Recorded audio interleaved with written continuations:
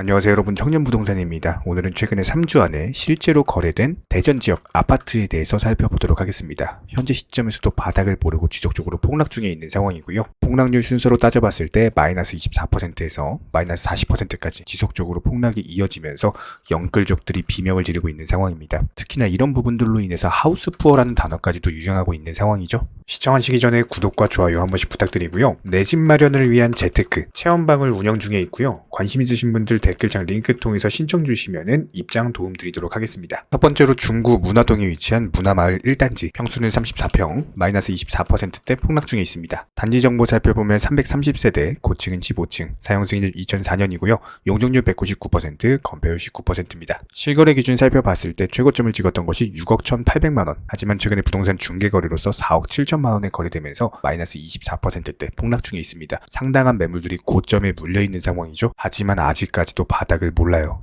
다음으로 동구 가오동에 위치한 은어송마을 1단지 아파트, 평수는 33평, 마이너스 24%대 폭락 중에 있습니다. 단지 정보 살펴보면 664세대, 고층은 31층, 사용 승인일 2007년이고요. 용적률은 216%, 건폐율 14%입니다. 실거래 기준 살펴봤을 때 최고점을 찍었던 것이 4억 2천만원, 하지만 최근에 부동산 중개거래로서 3억 1,800만원에 거래가 됐었고, 실제로 상승할 때 거래량이 붙은 상승이었고 상당한 매물들이 고점에 불려있어요. 현재 시점에서 마이너스 24%대 폭락 중입니다. 다음으로 동구 파남동에 위치한 삼정 그린코아 포레스트 1단지 아파트입니다. 평수는 25평형, 마이너스 26%대 폭락 중에 있습니다. 단지 정보 살펴보면 1245세대, 고층은 25층, 사용 승인일 2018년이고요. 용적률 225%, 건폐율 17%입니다. 실거래 기준 살펴봤을 때 최고점을 찍었던 것이 3억 8천만원, 고점에서 상당한 매물이 물려있는 상황이고, 최근에 부동산 중개거래로서 2억 8,150만원에 거래가 되면서 마이너스 26%대 폭락 중. 다음으로 중구 오류동에 위치한 스카이팰리스 아파트입니다. 평수는 35평형, 마이너스 26%대 폭락 중에 있습니다. 단지 정보 살펴보면 298세대, 고층은 40층, 사용 승인일 2018년이고요. 용적률은 866%, 건폐율은 69%입니다. 실거래 기준 살펴봤을 때 최고점을 찍었던 것이 5억 4천만원, 하지만 최근에 부동산 직거래로서 4억 원의 거래가 됐었고 마이너스 26%대 폭락 중에 있습니다. 다음으로 동구 대성동에 위치한 은어송마을 2단지 코오롱 하늘지 아파트입니다. 평수는 36평형, 마이너스 26%대 폭락 중에 있습니다. 단지 정보 살펴보면 1241세대고요. 고층은 31층, 사용 승인일 2007년,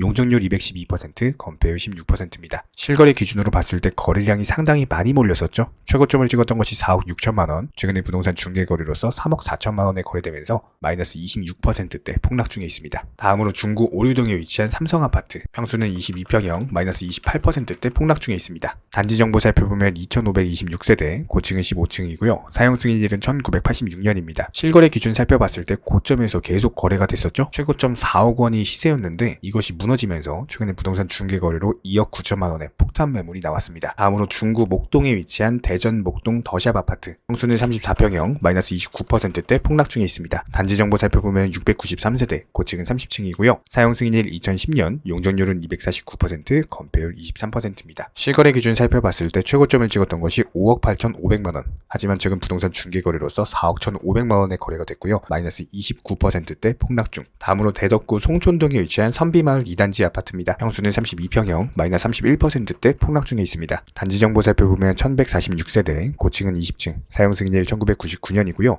용적률 239%, 건폐율 18%입니다. 실거래 기준 살펴봤을 때 최고점을 찍었던 것이 4억 5천만원이었고요. 최근에 부동산 중개거래로서 3억 1천만원에 거래가 되면서 마이너스 31%대 폭락 중입니다. 다음으로 중구 대흥동에 위치한 대전 센트럴자이 1단지 아파트, 평수는 34평형, 마이너스 32%대 폭락 중에 있습니다. 단지 정보 살펴보면 874세대, 고층은 30층, 사용 승인일 2013년이고요. 용적률 249%, 건폐율 22%입니다. 실거래 기준 살펴봤을 때 최고점을 찍었던 것이 6억 1,400만원, 거래량을 동반한 상승이었고 부동산 중개거래로서 4억 2천만원에 거래되면서 마이너스 32%대 폭락 중입니다. 상당한 매물들이 고점에 물려있는 상황이에요. 다음으로 중구 목동에 위치한 올리브힐 아파트입니다. 평수는 34평형, 마이너스 32%대 폭락 중에 있습니다. 단지 정보 살펴보면 804세대, 고층은 24층이고요. 사용 승인일 2011년, 용적률은 217%, 건폐율은 19%입니다. 실거래 기준 살펴봤을 때 최고점을 찍었던 것이 5억 5천만원, 하지만 최근에 부동산 중개거래로서 3억 7,500만원의 거래가 되면서 마이너스 32%대 폭락 중입니다. 다음으로 동구 용운동에 대전동에 위치한 이편한 세상 대전 에코폴의 아파트. 평수는 34평형, 마이너스 32%대 폭락 중에 있습니다. 단지 정보 살펴보면 2267세대, 고층은 34층이고요.